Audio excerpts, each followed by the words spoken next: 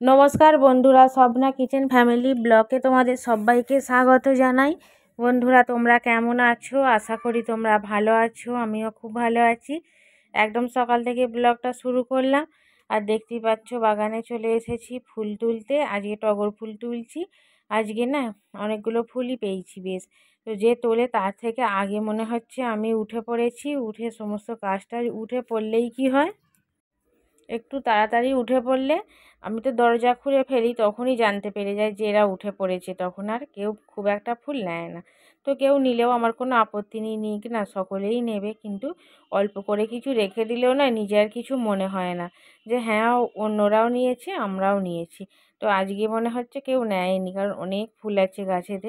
সব ফুল তুলে নিলাম, নিয়ে ঠাকুরের সেবাও দিয়ে দিলাম। আর এখন সকালে জলখাবার বসিয়ে দিয়েছি, কুমড়োর তরকারি আর তার সাথে দুধের চা। তো কুমড়োর তরকারিতে মুড়ি খাওয়া হবে, চা খাওয়া হবে। আমাদের না চা মুড়ি খাওয়ার তরকারি সব একসাথেই বসিয়ে দেওয়া হয়, কারণ যে যার খেয়ে বেরিয়ে যাবে। তো সেই জন্যই তোমার দাদাভাই এবার বেরিয়ে যাবে, সেই জন্যই একেবারে চা দিই। চা দেওয়ার পরেই চা খাওয়া হয়ে গেলেই মুড়ি তরকারিটা দিয়ে দিই। আর এখন বসে গেছি দুপুরে রান্নার জন্য সবজি কাটতে। তো আজকে পটল কাটছি, পটলের তরকারি হবে। তোমরা দেখেই বুঝতে পারছো কি পটল ভাজা করব।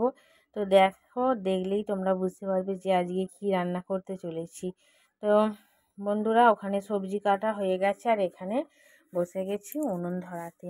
ভাতটা আগে বসিয়ে দেবো, এদিকে ভাতটা বসিয়ে দিয়ে তারপরে এদিকে তরকারি পাতিগুলো চাপিয়ে দেব, কারণ আজকে একসাথেই সব করব। সবজিটা তো আগেই কেটে ফেলেছি, সবজি কাটার পরেই সবজি কেটে নিয়েছি আগেই।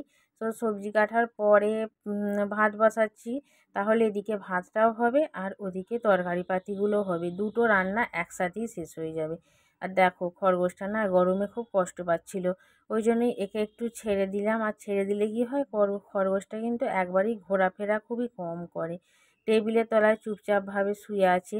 তো শুয়ে আছে মিঠাই, তো ওকে দেখে ওর মনে করছে কি খরগোশটাকে ছেড়ে দিয়েছি, যেরকম রোজে লাফালাফি করে সেরকম লাফালাফি করবে, খেলাধুলো করবে, তাহলেই তো ওর ভালো লাগবে। কিন্তু আজকে কোনো কিছুই করেনি, একভাবে চুপ করে শুয়ে আছে। গরমের জন্যে না ওদের তো প্রচুর কষ্ট হয় গরমেতে, সেই জন্যই ওরা এক পাশে ঠিক শুয়ে আছে। কিন্তু ও রাগ হচ্ছে মিঠাইয়ের, যে ওর সাথে একটু কেন ঘুরছে না, এদিক ওদিক ঘুরবে, ছুটোছুটি করবে, তবেই তো ওর ভালো লাগবে। তো সেটা যতক্ষণ না করতে পারছি ততক্ষণ ওকে জ্বালাতন করেই যাচ্ছে। তো একটা ফুটি ছিল, কি করলাম, ফুটিটা হাতে দিয়ে দিলাম আর তার সাথে বইও দিয়েছি। একটু করে ফুটি খাচ্ছে আর একটা একটা করে অক্ষর বলছে। আমার কিন্তু রান্না অনেকটাই এগিয়ে গেছে। ওদিকে ভাতও আমার মোটামুটিভাবে হয়েই এসেছে, আর এদিকে গ্যাসেতে কিন্তু ডাল তরকারিগুলো হচ্ছে। একবার করে ফুটি খাচ্ছে আর একটা একটা করে অক্ষরও বলে যাচ্ছে। ও এখানেতে মিঠাই পড়ুক, আমি ওকে দেখিয়ে দিলাম। যাই হোক, ছবিটাও যদি চোখে দেখে না তাহলেও অনেক কিছুই হবে, যে হ্যাঁ বইটা নিয়ে বসে আছি। আর এদিকে আমার কুকিং চ্যানেলের রেসিপি শেয়ার করব, সেটাকেও রেডি করে নিচ্ছি।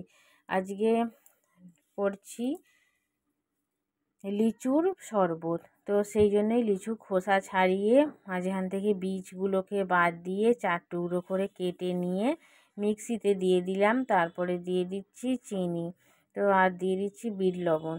তো এইগুলো দিয়েই মিক্সিতে ভালো করে পিষে নেব, একেবারে মিহি করে, যেন একটুও না দানা ভাব থাকে। আর এখন তো গরমকাল, খুব সহজেই লিচু পাওয়া যায়, আর লিচু অনেকগুলোই নিয়ে এসেছিলো। তো সেই জন্যই ভাবলাম লিচু দিয়ে কি বানাবো।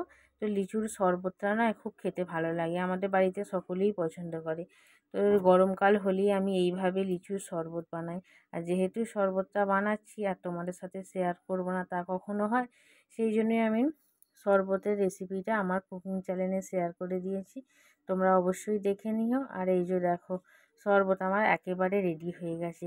আর গ্লাসটা বসিয়েছি না, গ্লাসটার ওপর দিয়ে এত সুন্দরভাবে দেখতে লাগছে শরবতটা। আর একটা খুব সুন্দর লিচুর একটা সেন্ট বেরিয়েছে, মনে হচ্ছে কখন এটাকে চুমুক দিয়ে খেয়ে নেব। আর অবশ্যই কিন্তু এটা তোমরা ঠান্ডা জল দিয়ে বানাবে। ঠান্ডা জল দিয়ে বানালে কি হবে, এটার টেস্টটা না আরও সুন্দর হবে। গরম জল দিয়ে মানে আমাদের যে নর্মাল জল থাকে সেই জল দিয়ে বানালে কিন্তু সেই টেস্ট পাওয়া যাবে না। লিচুর শরবতটা ঠান্ডা জল দিয়ে বানালে একটা তার স্বাদটা অন্যরকম হয়। তো দেখো দেখতে কিন্তু অপূর্ব সুন্দর হয়েছে, আর খেতেও কিন্তু খুবই সুন্দর হয়েছে। তো দুপুরবেলা ভাত টাত খাওয়ার পরে এরকম লিচুর শরবত ঠান্ডা ঠান্ডা 1 গ্লাস করে খেয়ে তারপরে যদি ঘুমানো যায় না, শরীরটা খুবই ঠান্ডা লাগে আর খুবই ভালো লাগে। ভাত খাওয়ার আগে খেলে কিন্তু তাহলে পেটটা অনেকটা ভরে যাবে, ভাত আর সেইভাবে খাওয়া যাবে না। তো যাই হোক, ওখানে কুকিং চ্যানেল রেসিপি শেয়ার করার পর এখানেতে রান্নাটা আমার হয়েই যাচ্ছে। তো কী কী রান্না করেছি সেটা তোমাদের সাথে শেয়ার করে দেখাবো। ভাতটা তো আগে হয়েই গেছে, তোমরা সকলেই দেখে নিয়েছো। আর তার সাথে এখানে করেছি ফুরুলির ঝাল। তোমার দাদাভাই অনেকগুলো ফুরুলি নিয়ে এসেছিলো, তো না রেখে দিয়ে ঝাল করেছি। এখানে মিঠাইয়ের জন্য মাছ ভাজা রয়েছে, আর আর এখানে আমাদের জন্য মাছের ঝাল করেছি। আর হয়েছে আলু দিয়ে পটল দিয়ে একটা তরকারি হয়েছে। আর এখানে হয়েছে আম দিয়ে টকের ডাল। তো গরমে না টকের ডালটাই বেশি ভালো লাগে। আর আমগুলো দেখো গোটা গোটা আছে, ডালটা ভাতে দিয়ে আমটা টিপে টিপে কিন্তু দারুণ ভাত খাওয়া যাবে।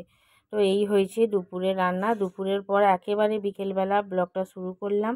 তো মিঠাই বায়না করলো যে একটু পাঁপড় ভাজা খাবে। তো কি করব, ঘরেই পাঁপড় ছিল। তো অন্য সময় সাদা রঙের পাঁপড় নিই, এবারে কালারিং পাঁপড় কিনেছি।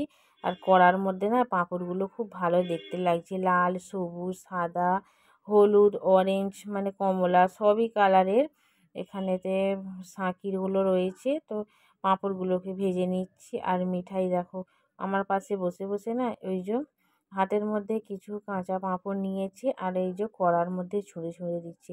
এত করে বারণ করছি মিঠাই ছুঁড়োনি, গায়ে তেল ছিটকে যাবে। তো যাই হোক, কথা একটু শুনেছে। আর তারপরে দেখো ছাদে চলে এসেছি। পাঁপড়গুলো নিল, নিয়ে খেতে খেতে খেতে খেতে ছাদে চলে এলো। আর ছাদ থেকে এদিক ওদিক ভাবে দেখছে। কি দেখছে জানো তো, মাঠেতে স্বাগত খেলা করছে, তো ওকেই ডাকছে। ওই যে দূরে ফুটবল খেলছে। অন্য দিনে খুব সন্ধেবেলা ঘুম থেকে উঠে 6:30, তারপরে 6:45, আজকে তাড়াতাড়ি শুয়েছে বলে একটু তাড়াতাড়ি ঘুম থেকে উঠেছে। তারপর পাঁপড় খেয়ে আর ছাদের মধ্যে এদিক ওদিক করে খেলা করছে। একবার করে ও দাদাভাইকে ডাকছে, দাদাভাই এসো খেলা করব। আর একবার করে ওদিকে গাড়ি দেখছে। তো এইভাবেই ছুটে খেলা করছে।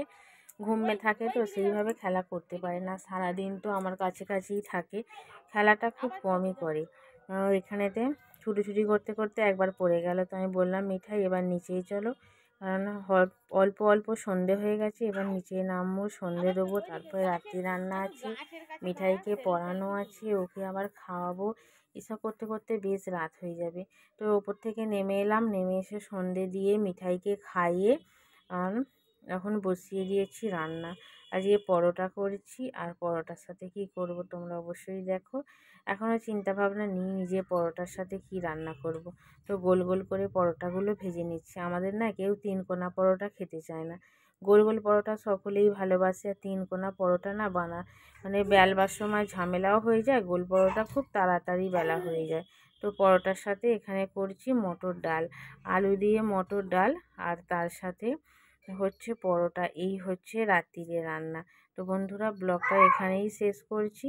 প্রথম থেকে শেষ পর্যন্ত আমার ব্লগটা দেখার জন্য অসংখ্য ধন্যবাদ।